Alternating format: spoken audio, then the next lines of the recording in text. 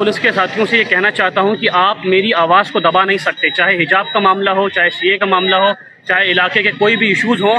आप इस तरह की हरकत से मेरी आवाज़ को दबा नहीं सकते, बल्कि आप मुझे और मजबूत कर रहे हैं। ये मुझे एक तरह से आप इतिहास के पन्नों को पलटेंगे तो इसी तरीके से भगत सिंह, अशफाक उल्लाह और राजगुरु के साथ ब्रिटिशर्स किया करते थे। जब भी वो कोई आवाज़ उठाते थे, कोई आंदोलन करते थे, तो हमेशा ब्रिटिशर्स उनके खिलाफ मुकदमा किया करते थे ताकि उनको हरेस कर सके और उनकी आवाज़ को दबा सके। लेकिन ना वो डरे थे और ना इंशाल्लाह महमूद अनवर डरेगा। तो आप ये भूल जाइए कि आप मेरी आवाज़ को इन सब तरह के फ्रेम एलिगेशन से दबा सकेंगे। कर रहे हैं। देखिए, जो चीज़ें पहले किया करते थे लोग कि सरकार के दबाव में आके चीज़ों को पॉलिटिकलाइज करके वो इश्यूज़ को रेज किया करते थे, वो कंप्लेंट को रजिस्टर किया करते थे, उसी तरीके से सेम चीज़ें आज भी हो रही हैं। आप किसी भी इश्यूज़ को आप उठा के देख लीजिए, उसके अंदर हमेशा फ्रेम किया जाता है केसेस को, और उसके ट्रायल्स चलते हैं, उसमें लंबा टाइम लगता है इस तरह से, ताकि आने वाले टाइम में कोई स्टूडेंट या कोई भी बंदा इस तरह की आवाज़ को ना उठा सके और किसी भी मूवमेंट को लीड ना कर सके। देखिए, हिजाब जो है वो एक एसेंशियल राइट है और राइट टू चॉइस है, और आर्टिकल 25 भी इस चीज़ की इजाज़त देता है। तो इसी के ऊपर एक प्रोटेस्ट था, पीसफुल प्रोटेस्ट, शाहीन बाग से लेके ओखला हेड पुलिस स्टेशन तक, जिसकी परमिशन भी ग्रांट हुई थी पुलिस स्टेशन के द्वारा, और उसको पीसफुल तरीके से हमने प्रोटेस्ट को पूरा किया भी। लेकिन आज दिल्ली पुलिस की कॉल आती है मेरे पास कि आपको थाने आना है, आपने कोविड प्रोटोकॉल का उल्लंघन किया है और आपने पुलिस के काम में बाधा डाली है। तो मेरा उनसे सवाल है कि आप जो उल्लंघन की बात कर रहे हैं, देश के अंदर जहां भी चुनाव होता है वहां जो कंट्री को रिप्रेजेंट करता है, हमारे प्राइम मिनिस्टर, गृह मंत्री और जितने भी एमपीज हैं, उनका एक भी जगह पे मैंने कहीं भी कोई मास्क नहीं देखा, और इस तरह से जितनी भी दीगर मार्केट है उनके अंदर मैंने कहीं कुछ नहीं देखा।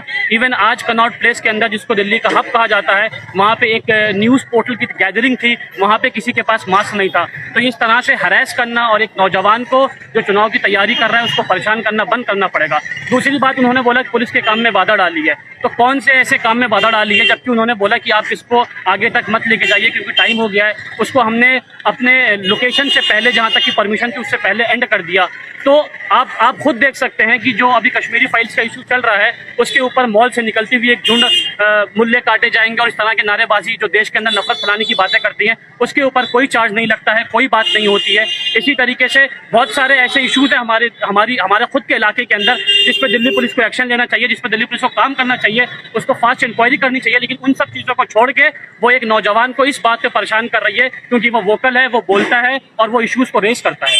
की गई है कॉल आई है मेरे पास 6 बजे करीब, और उन्होंने कहा कि आपको थाने आना पड़ेगा। तो मैंने उनसे कहा कि मैं अभी हूँ नहीं वहाँ पे, मैं 9:30 बजे करीब वहाँ पे जाऊँगा। तो मैंने अपने लॉयर से बात करी और भी मेरे साथ के लोग हैं, तो वो हम 9:30 बजे थाने जाएंगे और उनसे बात करेंगे। मेरा उनसे सीधा सीधा सवाल ये रहेगा कि आपने जो भी एलिगेशन लगाया है वो क्यों फ्रेम किया और किसके कहने पर फ्रेम किया है।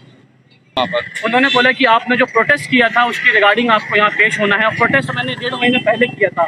आज उनको इस चीज़ के बारे में याद आया कि इसको बुलाते हैं, क्योंकि उनको पता है कि एक पढ़ा लिखा नौजवान, एक वोकल मुस्लिम और एक यूथ, उसको दबा लिया जाएगा तो आगे आने वाली कोई भी इशूज़ के ऊपर आवाज़ नहीं उठेगी। और डेमोक्रेसी को आप ख़त्म कर रहे हैं इस तरह से। इवन इसके अंदर बहुत सारी चीज़ें जो बोलने वाली है, लेकिन मेरा इशू सिर्फ और सिर्फ आज की कॉल पे है और हिजाब प्रोटेस्ट के ऊपर था। तो प्रोटेस्ट नहीं करेंगे? देखिए, सिर्फ दिल्ली पुलिस की बात नहीं कर रहा हूँ मैं, किसी भी तरह का कोई भी हैरेसमेंट, कोई भी मेरे ऊपर एलिगेशन या किसी तरह से झूठा फ्रेम कुछ भी कर दिया जाए, जो हक की बात रहेगी, संविधान के दायरे में रहेगी जो चीज़ें रहेंगी, मैं उन हर एक तरह की चीज़ों को उठाता रहूँगा, उठाता आया हूँ और आगे भी उठाऊँगा।